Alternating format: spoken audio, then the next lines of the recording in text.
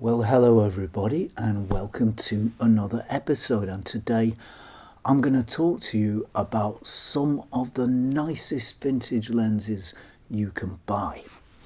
In my experience, at least, they are unsurpassed in terms of sharpness, colour, contrast, coatings, and they make images like nothing else I've used. They're not the cheapest vintage lenses, but they're not the most expensive either. These are, simply put, the nicest vintage lenses I've ever shot.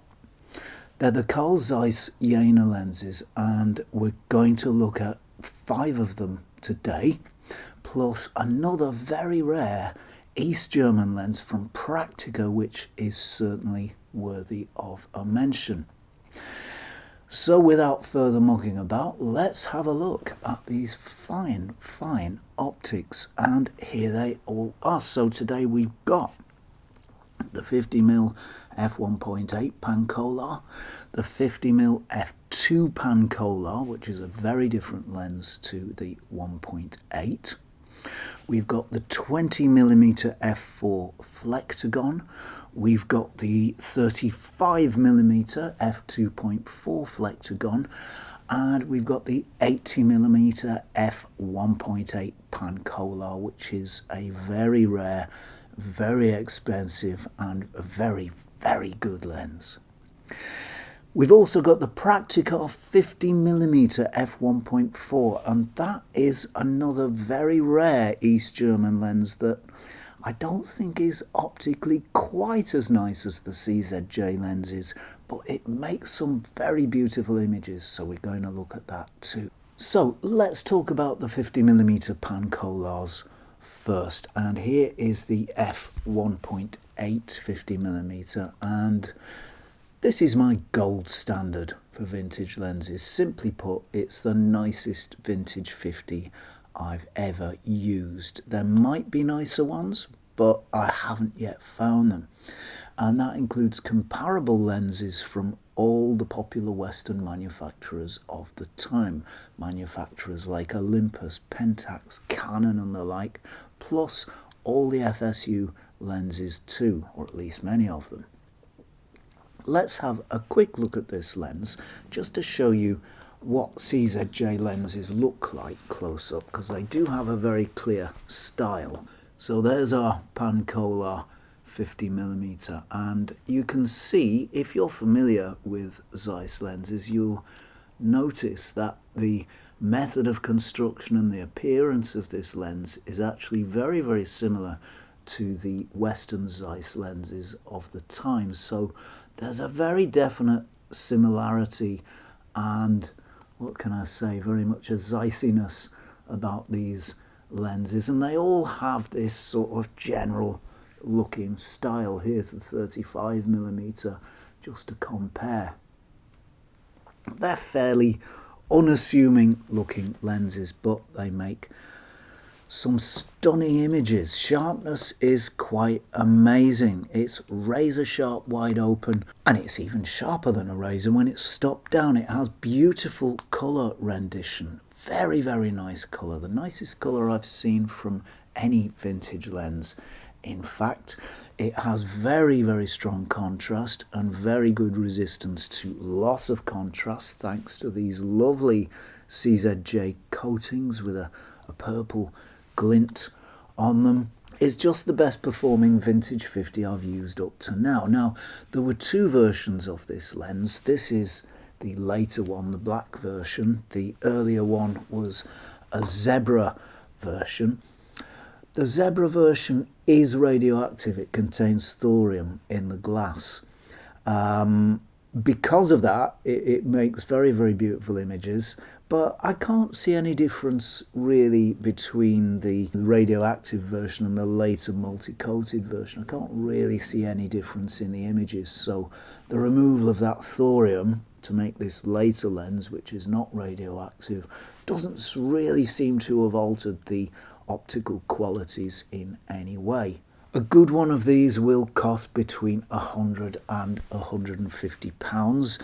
At the time of writing, there is one on eBay with a Prakticar camera attached for £110, so you shouldn't pay too much for one of these, even though eBay sellers often ask far more. The best vintage 50mm I've used, bar none, and it's affordable. The Pancolar f2 50mm is a rather different beast to the f1.8 that we just looked at, and many thanks to viewers Peter and Jenny Snow for lending me the 50mm f2. In fact, they lent it me some time ago, so it's gone back to them now, but I've still got the images, so many thanks Peter and Jenny for that loan. It's beautifully made, and like the f1.8, it's very, very sharp. I think it has rather different blur characteristics. This one's a bit less tidy, a bit less well behaved, but there is plenty of Zeiss swirl if you're a swirl fan. In terms of optical performance, I think it's more similar to the earlier Prakticar lens than it is to the later Pancolar 1.8 50. They were supplied with exacta cameras, so I think all of these were supplied in exacta mount, but that's no problem to mounting them on digital cameras. Unfortunately, I shot this one on black and white film only, so I can't really tell you what it does with colour, although contrast is certainly strong. It didn't easily lose that contrast either, so the coatings are very good. It is a slightly different animal to the 1.8 though, and I think it's probably nearer to the Prakticar in its rendering. I slightly prefer the 1.8, although there isn't really too much in it. The exact amount versions, the f2 versions, are a little cheaper than the 1.8. They're around £80 to £100 or so on eBay, and this is a beautiful little lens. Almost all are in exact amount, as I say, so you'll need an exacta adapter, but it's a very beautiful, very sharp little lens for around £100. And while we're looking at the Pancolars, let's talk about the very rare and very beautiful 80mm f1.8. Well, now, I tested a whole bunch of 80 and 85mm lenses about a year and a half ago from Pentax, Nikon, Helios, Jupiter, and this one came out as the clear winner.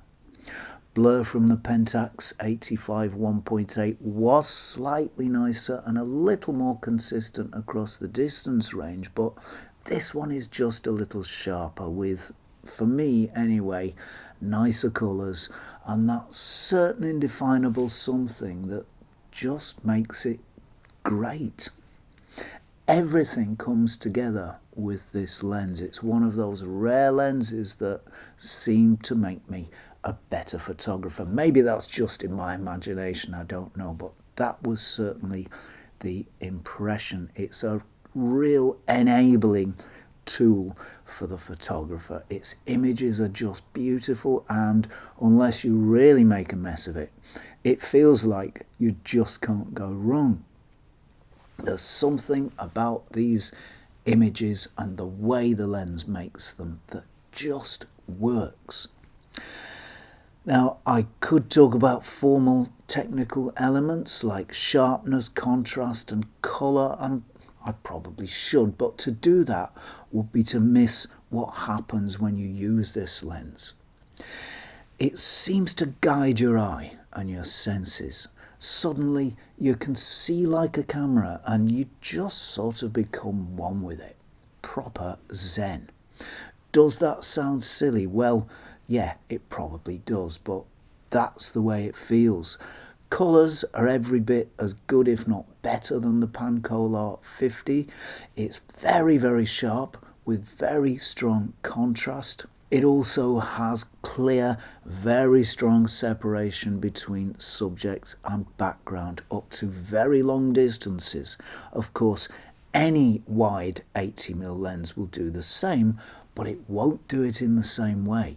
This one is so sharp, wide open, that separation is spectacular and really adds to the character of the lens. Blur is beautiful almost all the time, soft and lovely with lots of character, one or two harsh spots but very, very rare. It's a very, very fine lens indeed, but it's not cheap. When I tested this lens in summer 2019, it was selling for around £600. Now, the only one I could find for sale had a price tag of £1,200, and that is a really expensive lens.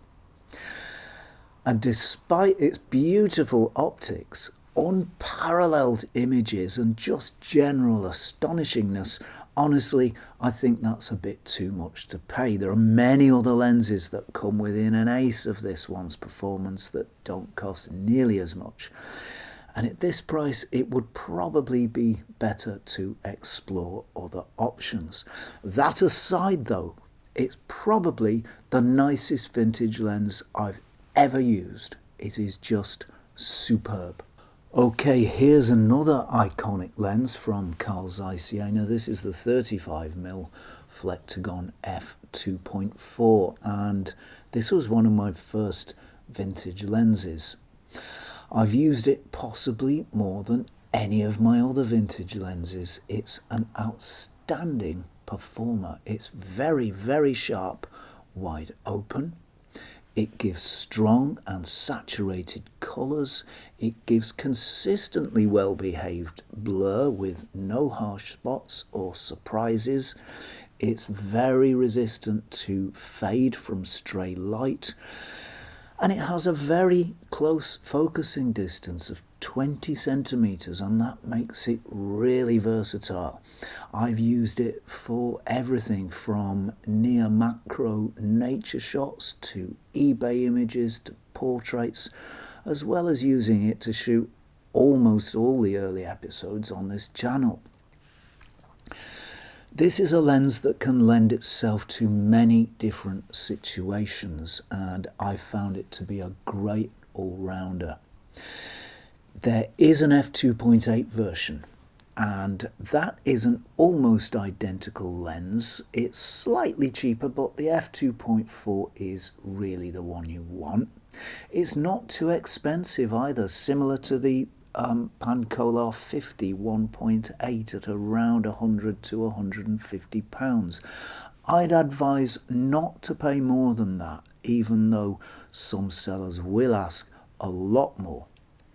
For around that price, you will have one of the finest manual 35mm lenses ever made, and you really can't complain at that.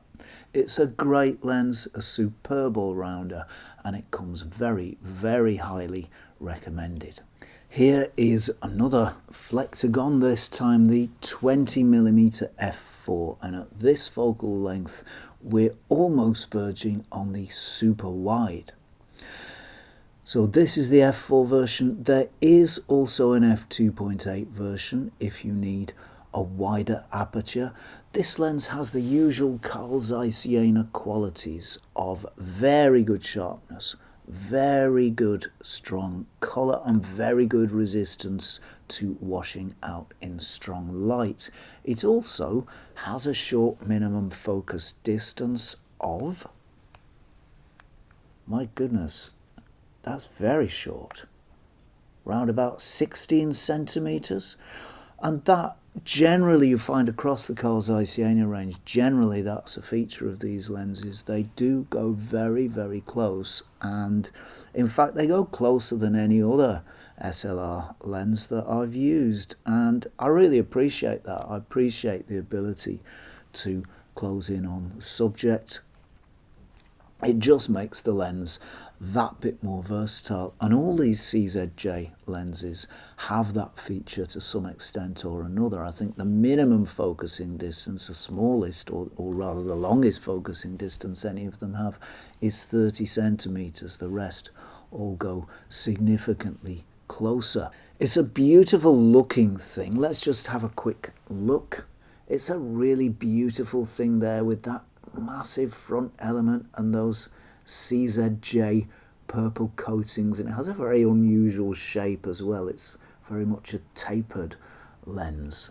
It's a fantastic piece of industrial design from the age of mechanism and machinery, but it's more than just a pretty face. This is a rectilinear lens, which means that it won't distort straight lines, which many wide-angle lenses will do. That makes it great for architecture shots or any photography where you need to go wide but keep the lines straight. The image it makes is an accurate representation of what's there. It's a great street lens too, with its inherent deep depth of field. Just set it to 5.6 or f8 and use zone focusing and you will focus reliably shot after shot. These were made in both M42 and Exacta mounts. If you're adapting to digital, it doesn't really matter which, as long as you have the right adapter to mount it to your camera. It's not a cheap lens, but it's not horrendously expensive either. I've seen these go for around 150, but they do seem to have gone up a bit lately. It seems now that around 180 to 200 pounds should buy you a good one, but that's real good value at that price. And don't forget, if any vintage lens is not for you, these don't lose their value, so they're easy to sell on. A very, very nice lens indeed, and a very capable one too. Finally, let's have a look at the Prakticar 50mm f1.4, and that lens is really something of a rarity. It was again lent to me by Peter and Jenny Snow, so many thanks for the loan. It's long gone back to them, but I do have the images. Now, there is a very common Prakticar 50mm f1.8, which was a development of the Maya Optic 51.8, and I've looked at that one a couple of times on the channel. This is something different though. It's the Prakticar 51.4. It's so rare I didn't know they existed until I was sent one. I thought it might be a relative or even a clone of the similarly rare Zeiss Jena 50mm f1.4, but there's no characteristic Zeiss swirl in the background, so I don't think this one's anything to do with CZJ. It seems to have been developed independently by Prakticar. It's a very, very nice lens. Optically, it's not perfect, and I don't think it quite lives up to its Zeiss Jena peers in terms of sharpness and other optical characteristics, but it does make very beautiful images, and that's due to two main characteristics: blur and colour. Despite its lack of swirl, this lens makes beautiful blur. There are loads of bubbles from point light sources in the background. It's generally very smooth and beautiful, although there are one or two points where it can turn a bit harsh. Colours are very strong, very bold, very saturated and very punchy, just how I like them in fact. It's not without its foibles though. Shooting it wide open, I did notice quite a bit of light bleed in some shots, although curiously not in all shots where it might have happened. So there is a certain unpredictable quality to this lens which quite surprised me. But these images are so beautiful, honestly. I think it deserves a pass for a couple of optical oddities. It's a good performer in terms of sharpness, and it gives its Western rivals a run for their money. It seems a little sharper, for example, than the Yashica 1.450 that I tested a little while back, and it's about as sharp as an Olympus or a Pentax 1.4, although those lenses don't have the same optical surprises that this one did. So I think the main strength of this lens lies in its character and the character of the images it can make, which, despite one or two oddities, are just lovely. These lenses are now very collectible and prices seem to be in the region of £250 to £300 and more. So I think honestly you'd have to really want one of these to buy one over the many Western 51.4s that tend to sell for around £80 to £100 or so, but a very beautiful lens with a very unusual and distinctive character and an unpredictable quality, which is great for introducing that surprising creative element into your images, and it'll give you from time to time effects that you just didn't expect. Technically it's not perfect, but if you want an unusual lens that will make images filled with character and quirks, this could well be the one for you. Now there are some far cheaper alternatives in the world of Carl Zeiss Jena lenses, which I'll mention quickly. There's the Carl Zeiss Jena 50mm f2.8. This is a lovely lens. I reviewed this a couple of weeks or so ago, and you can buy these lenses for around about £20 to £30 in the UK, and these are a really nice little cheap 50. There's also the Carl Zeiss Jena 135mm f3.5. This is a very widely available, very common, beautiful f3.5 135 lens. It's got all of the qualities of the nicer or more expensive Zeiss Jena lenses like the Pancolars, but it's really cheap. This one costs between, gosh, £30 to £50 or thereabouts, and if you want a really nice 135, go for this one. So there we are, all of the wondrous Carl Zeiss Jena lenses I've ever shot, and they are very beautiful lenses indeed. As I say, they're not the cheapest, but they are the best I've ever shot. And if you want some vintage lenses that are really top notch, these lenses are well worth a look. So that's it from me for today. Please don't forget to like, subscribe and ring the jolly old bell thing before you go. And if you like the content on this channel and you'd like to support it, help it grow and develop, you can do that at patreon.com/Zenography, and you can do that for as little as $1 per month. As ever, thank you very much for watching, and I will see you next time for some more Zenography. Oh, actually, that's the wrong lens. That's the 30. I'm going to start this one again. So let's talk about the 50mm.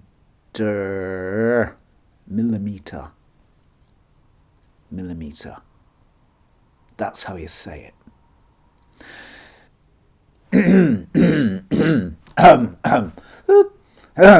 Pancolar f2.